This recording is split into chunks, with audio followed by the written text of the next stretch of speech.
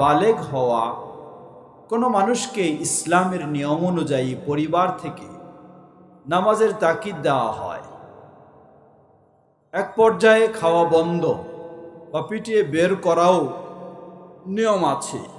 এক্ষেত্রে এসবের ভয়ে তার সালাত আদায়টা তো রিয়া হয়ে যায়। এরকমভাবে সালাত আদায় করাটা কি না আদায় করা থেকে ভালো নয়? এক্ষেত্রে তো রিয়া চলে আসে। বিষয়টি ব্যাখ্যা করবেন, খেয়াল করবেন। প্রশ্ন হলো, ইসলাম নির্দেশ দিয়েছে 7 বছর হলেই কি সালাতের নির্দেশ দিতে হবে। 10 বছর বয়স হলেও যদি সালাতে গুরুত্ব না দেয়, অমনোযোগী হয়, তাহলে শাসনের ব্যবস্থা করতে হবে। এখন প্রশ্নটা হলো যে এই বয়স হয়েছে, আরো বেশি বয়স হয়েছে, এখন ছেলেটা বা মেয়েটা সালাত পড়ে না, তাহলে পারিবারিকভাবে তাকে শাসন করা হচ্ছে, খাওয়া বন্ধ করে দেওয়া হচ্ছে, বাড়ি থেকে বের করে দেওয়ার ধমকিও দেওয়া হচ্ছে, যাতে কি করে সে সালাত পড়ে। এখন প্রশ্ন হলো, এই বাড়ি থেকে বের করে দিবে, আমার খাওয়া বন্ধ করে দিবে, আমাকে গালিগালাজ করবে, এই ভয়ে যদি আমি সালাত আদায় করি, তাহলে এটি তো আমার কি হলো? মানুষ দেখানো হলো।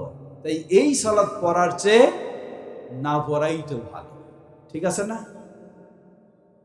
এবার শুনি আপনাদের কাছে, খালি তো উত্তর এই দিক থেকেই নিছেন, আপনাদের কাছে কিছু উত্তর চাই। কি ঠিক আছে না? কারণ মানুষ দেখানো কাজ সওয়াবের কাজ না গুনাহের কাজ? হ্যাঁ, তো গুনাহের কাজ। তাহলে মানুষ দেখানো কাজ যদি গুনাহের কাজ হয়, তাহলে এই আবার গুনাহের কাজ করবে কেন? জবাব, হ্যাঁ, মানুষ দেখানোর কাজ গুনাহের কাজ ঠিকই, কিন্তু এই মানুষ দেখানো হয়ে যাবে এই কারণে সালাত বাদ দেবে, এটি আরো বড় ইবলিসের কাজ। কিসের কাজ? আরো বড় ইবলিসের কাজ। ইবলিস মানুষকে ভালো কাজ দিয়েও বাধা দেয়, খারাপ কাজ দিয়েও বাধা দেয়। সুতরাং মানুষকে দেখানোর জন্য সালাত আদায় করবে, এটি যেমন নিষিদ্ধ, সে সালাত আদায় করবে না, এটি আরো বড় নিষিদ্ধ।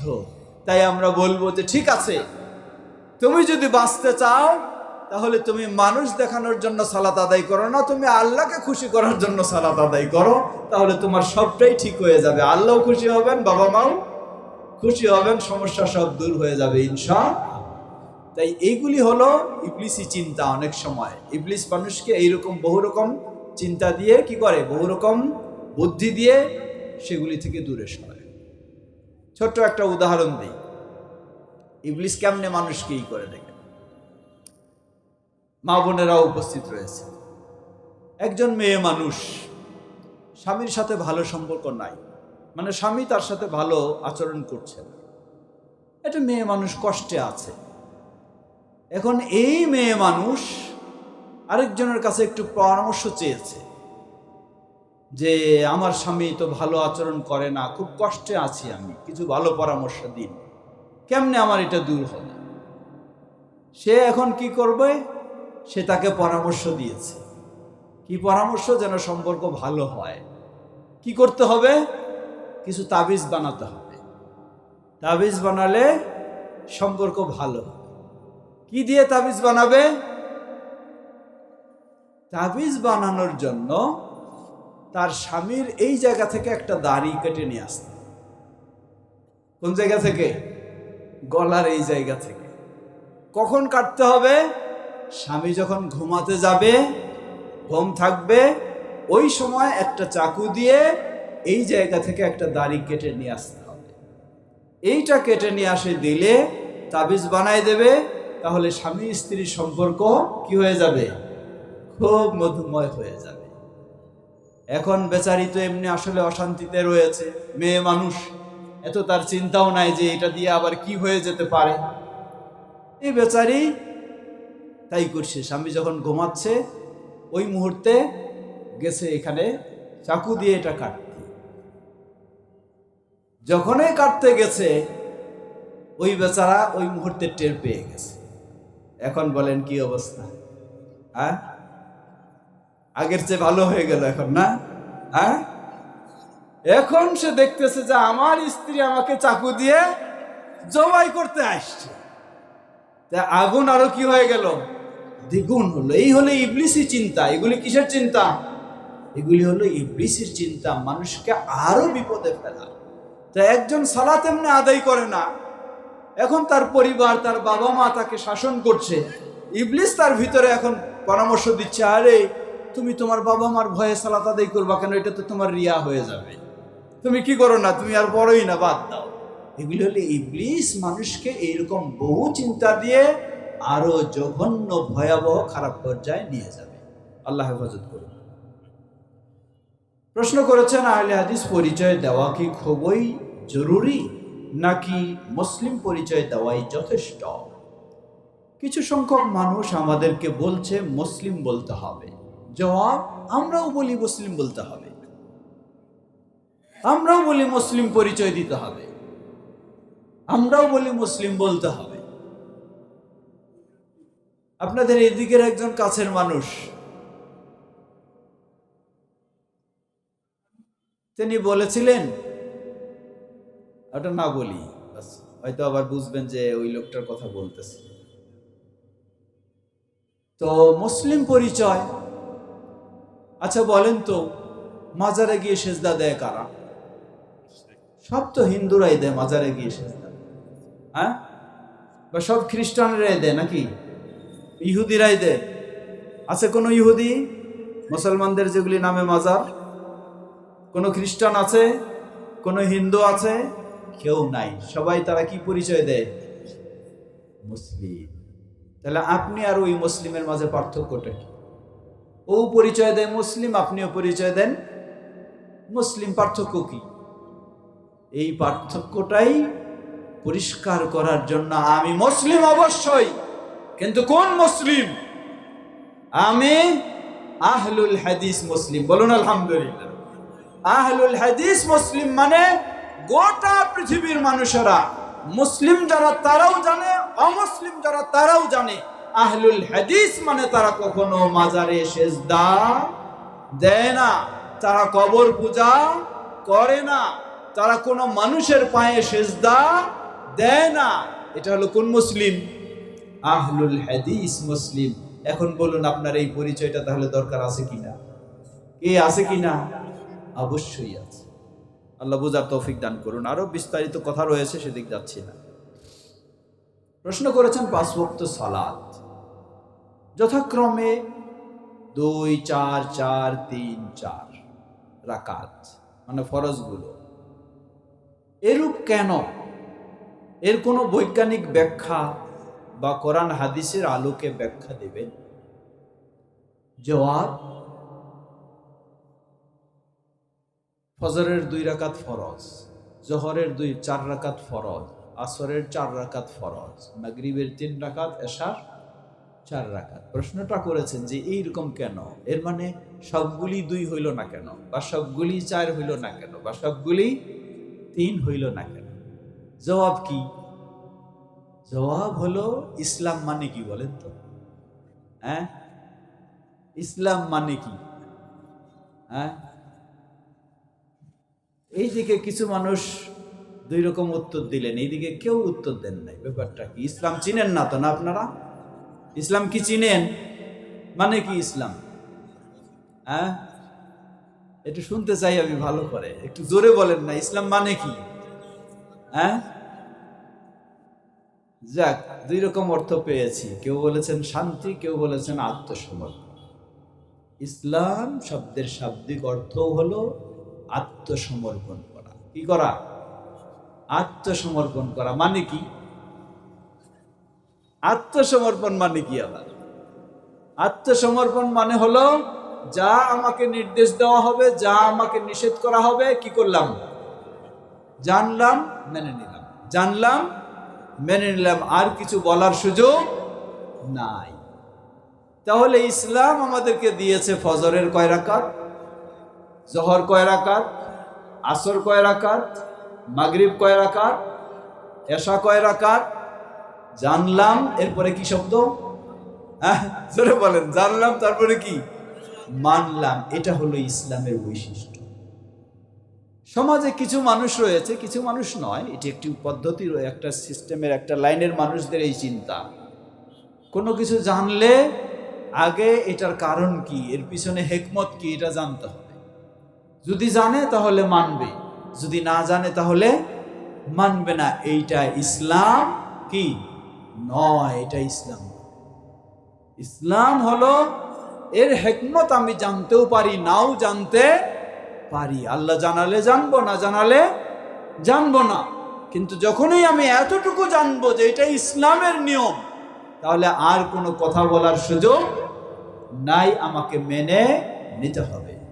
আপনাকে হয়তো ব্যাখ্যা দিবে, ওই 2 রাকাত ইব্রাহিম আসসালাম থেকে আসছে, এই 4 রাকাত মুসা আসসালাম থেকে আসছে, এই অমুক রাকাত অমুক থেকে আসছে, তাই এই হয়েছে। এটি আসলেই কোনো যৌক্তিক ব্যাখ্যা, জবাব নয়। মূল জবাব হলো আল্লাহ রাসূল সাল্লাল্লাহু আলাইহি ওয়াসাল্লাম, যেমন ধরে নেন কুরবানি। কুরবানি আমরা কি কুরবানি করি? ছেলে কুরবানি করি না? হ্যাঁ, কি কুরবানি করি? পশু কুরবানি করি। কোথা থেকে এসেছে? ইব্রাহিম আলাইহিস সালামের কাছ থেকে। আল্লাহ নির্দেশ দিলেন ছেলে কুরবানি করা, কিন্তু আল্লাহ সুবহানাহু ওয়া তাআলা এটা তিনি যখন পরীক্ষায় পাশ করলেন, সহজ করে দিলেন, ছেলের পরিবর্তে কি? পশু। কিন্তু সেই কারণেই কি আমরা এটা করছি? প্রশ্ন, সেই কারণেই কি আমরা এটা করছি? জবাব না। মুহাম্মদ সাল্লাল্লাহু আলাইহি ওয়াসাল্লাম যে শরীয়ত নিয়ে এসেছেন, এই শরীয়তে এই কুরবানির নিয়ম রয়েছে, তাই আমরা কুরবানি করছি। ইব্রাহিম আলাইহিস সালাম করলেও করতে হবে, না করলেও করতে হবে, যেহেতু কে দিয়েছেন? মুহাম্মদ সাল্লাল্লাহু আলাইহি ওয়াসাল্লাম। তাই এই ধরনের কোনো কিছুর ব্যাখ্যা হয়তো কোনোটা পাওয়া যেতে পারে, নাও পাওয়া যেতে পারে, সেটি মুখ্য বিষয় নয়। মুখ্য বিষয় হলো মুহাম্মদ সাল্লাল্লাহু আলাইহি ওয়াসাল্লামের শরীয়তে, কোরআন এবং সহিহ হাদিসে আছে কি না। যদি থাকে আলহামদুলিল্লাহ, মানতে হবে। যদি না থাকে, মানুষ মানলেও মানা যাবে না। প্রশ্ন করেছেন, জামাতের সালাতে আমিন জোরে বলা এবং আস্তে বলা, সহিহ হাদিস অনুযায়ী আমরা কোনটাকে প্রাধান্য দিব? জবাব, হাদিস আবু দাউদের, নবী সাল্লাল্লাহু আলাইহি ওয়াসাল্লাম যে সমস্ত সালাতে আওয়াজের সাথে সূরা ফাতিহা তেলাওয়াত করতেন, সেই সালাতগুলিতে আমিনও তিনি আওয়াজের সাথে এবং টেনে পড়তেন। হাদিস সহিহ। কে পড়তেন? নবী সাল্লাল্লাহু আলাইহি ওয়াসাল্লাম। গেল এক। তিনি বলেছেন, ইযা ক্বাল আল ইমামু আমিন ফাআমিন, ইযা আম্মানা আল ইমামু ফাআমিনু। অন্য বর্ণনায় এসেছে, ইমাম যখন আমিন বলবে তোমরাও আমিন বল। বোঝা যায় ইমামের আমিন যদি নীরবে, তোমাদের আমিনও কি হবে? ইমামের আমিন যদি সরবে, তোমাদের আমিনও কি হবে? সরবে হবে। বিস্তারিতই রয়েছে, সেদিকে যেতে পারছি না সময়ের স্বল্পতায়। সাহাবায়ে কেরাম রাসূলুল্লাহ সাল্লাল্লাহু আলাইহি ওয়াসাল্লামের পিছনেও আমিন বলতেন এবং তারা আওয়াজের সাথে বলতেন। এটাকে অপব্যাখ্যা করেছে যারা মানতে রাজি নয়। কি অপব্যাখ্যা করেছে জানেন? কিভাবে এত নোংরা অপব্যাখ্যা করতে পারে? বলে যে আল্লাহ রাসূল সাল্লাল্লাহু আলাইহি ওয়াসাল্লামের পিছনে সাহাবায়ে কেরাম দাঁড়াতেন। তো সাহাবায়ে কেরাম দাঁড়ানোর সময় দাঁড়াতেন ঠিকই, কিছুক্ষণ পরে তারা সব চলে যেতেন। তো তারা পিছনে যে আছে এটা শোনার জন্যই আমিন জোরে বলার নির্দেশ দিয়েছে, যাতে শুনতে পায় পিছনে আমিন বলার লোক আছে, মানে পিছনে মুসল্লি আছে। নাউজুবিল্লাহ। অপবাদ কাকে দেওয়া হলো? আমাকে না সাহাবায়ে কেরামকে? কাকে অপবাদ?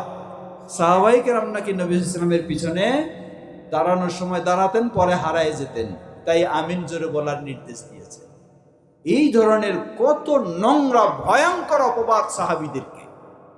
অথচ সাহাবীদের চেয়ে আমাদের মতো বা আমাদের চেয়ে সাহাবীদের এত শক্তিশালী ঈমান আর কখনো হতে পারে না, কিন্তু তাদেরকে এই ধরনের ভয়ঙ্কর অপবাদ দেওয়া হয়েছে।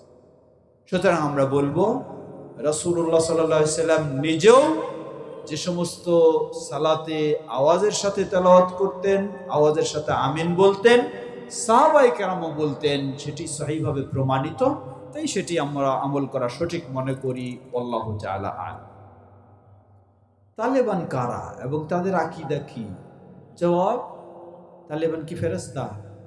হ্যাঁ হ্যাঁ, তারাও মানুষ, তারা ইসলামের কথা বলে, ইসলামী শাসন চায়, কিন্তু সমস্যা হলো তারা আল্লাহরও ইবাদত করে, মাজারেরও পূজা করে, সবটাই করে, পার্থক্য নেই। এবং যদি তারা জানে কোনো তাওহীদপন্থী সুন্নাহপন্থী মানুষ থাকে, তাহলে তাকে প্রয়োজনে জবাই পর্যন্ত করে। এ হলো তালেবানদের বৈশিষ্ট্য। আল্লাহ হেদায়েত দান করুন। অসুস্থতার কারণে আমার জোহরের সালাত ছুটে গেল, আসরের সালাতের জামাতেও আমি শামিল হতে পারিনি। এখন আমাকে কি ধারাবাহিকতা রক্ষা করতে হবে, নাকি আসরের সালাত আগে তারপর জোহর? জবাব, হ্যাঁ, যেহেতু দুটোই ছুটে গেছে, তাহলে আপনি ধারাবাহিকতা রক্ষা করবেন। এমনকি ছুটে যদি নাও যায় দুটিও, তবু ধারাবাহিকতা রক্ষা করবে। কেমনে? জোহর ছুটে গেছে, আসর শুরু হলো, আপনি জানতে পেরেছেন, যেতে পেরেছেন, আসর চলতেছে, আসরের সালাত, আপনি সেখানে দাঁড়াবেন কিসের নিয়তে? জোহরের নিয়তে দাঁড়াবেন। ইমাম সাহেব সালাম ফিরাবে, আপনিও তার সাথে সালাম ফিরালেন, আপনার সালাত হবে জোহর, তাদের সালাত হবে আসর। এরপরে আপনি আবার আসর করবেন। কেউ বলবেন যে দলিল কি? দলিল সহিহুল বুখারীর হাদিস। নবী সাল্লাল্লাহু আলাইহি সাল্লামের সাথে মুআজ বিন জাবাল রাদিয়াল্লাহু আনহু এশার সালাত পড়তেন, পড়ার পরে নিজের জায়গায় গিয়ে যেখানে তিনি ইমাম, সেখানে আবার তিনি ইমামতি করতেন নিজের লোকদের।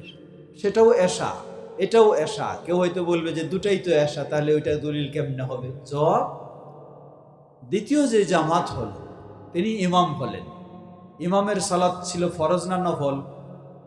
যেহেতু রাসূলুল্লাহ সাল্লাল্লাহু আলাইহি ওয়াসাল্লামের সাথে আগে পড়ে নিয়েছেন, তাহলে এখন ফরজ না নফল? নফল। আর মুক্তাদিদের কি ছিল? দুটো একই সালাত বটে, কিন্তু ইমাম এবং মুক্তাদির দুজনের সালাত একই ছিল না, একজনের নফল, একজনের ফরজ। এটি প্রমাণ হয় যে ইমাম এবং মুক্তাদি উঠা বসা এইগুলিতে ইক্তেদা করবে, কিন্তু নিয়তের ভিন্নতা হলে কোনো অসুবিধা নেই। আল্লাহু আকবার। জিহাদ কি এবং কেন? আল্লাহর রাসূল সাল্লাল্লাহু আলাইহি সাল্লামের জামানার জিহাদ এবং বর্তমান জামানার জিহাদের মাঝে পার্থক্য কি?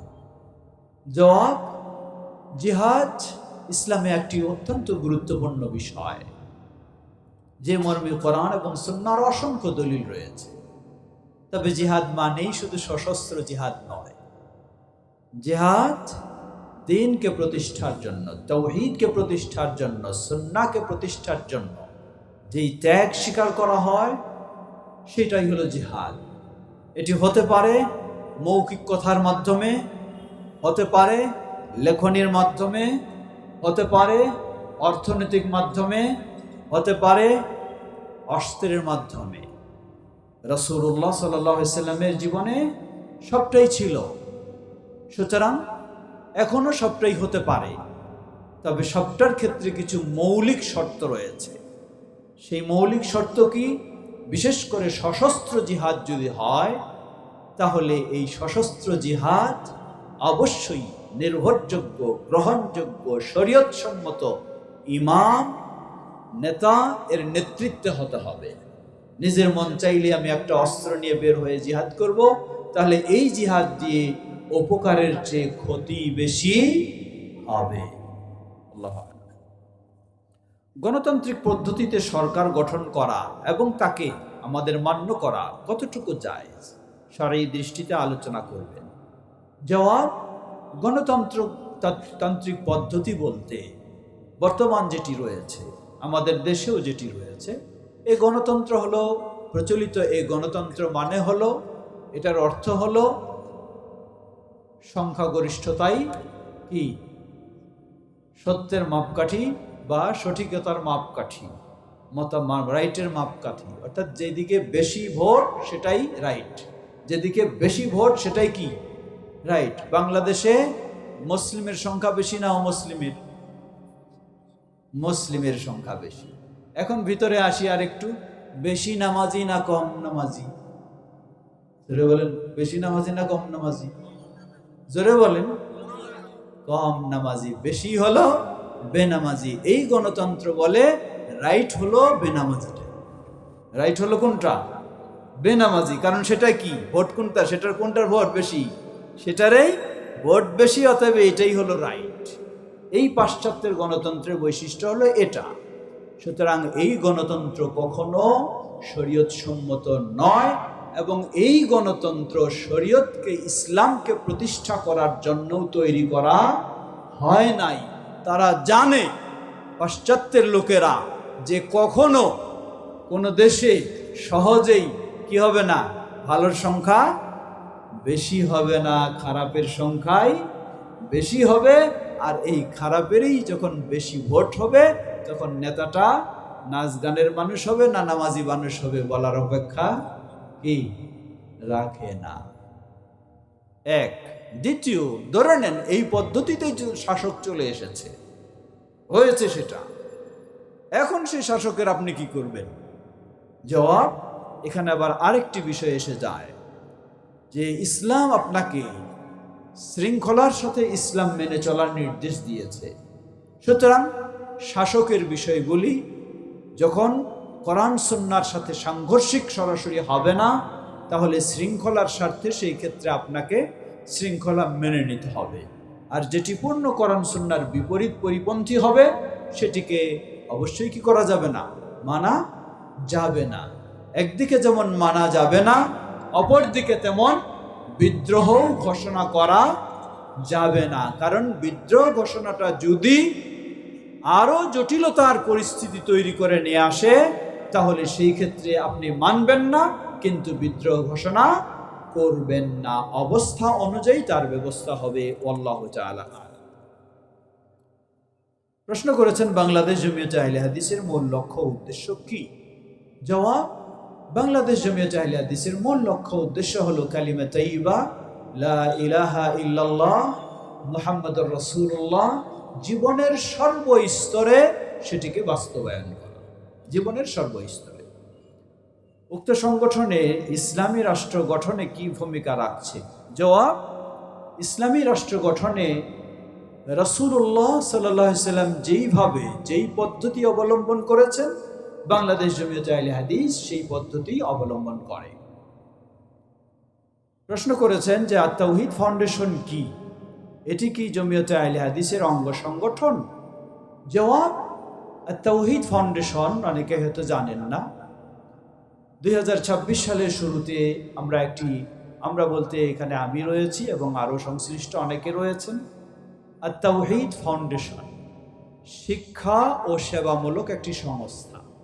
এটি কোনো সংগঠন নয়, জমিয়তে আহলে হাদিসের অঙ্গ সংগঠনও নয়, জমিয়তে আহলে হাদিসের বিরোধী কোনো প্রতিষ্ঠানও নয়। সুপরিচিত একটি ফাউন্ডেশন রয়েছে, আস-সুন্নাহ ফাউন্ডেশন। এটি হয়তো কেউ কেউ আপনারা জানতে পারেন।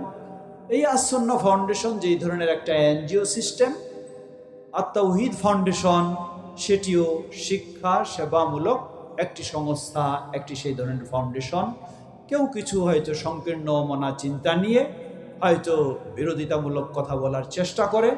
আমরা দোয়া করি আল্লাহ সুবহানাহু ওয়া তাআলা হয়তো তাদেরকে সঠিক বোঝ দেবেন, কারণ এটি তাওহীদ ও সুন্নাহর পথে সহযোগিতা ছাড়া কখনোই ক্ষতিকারক হবে না ইনশাআল্লাহ।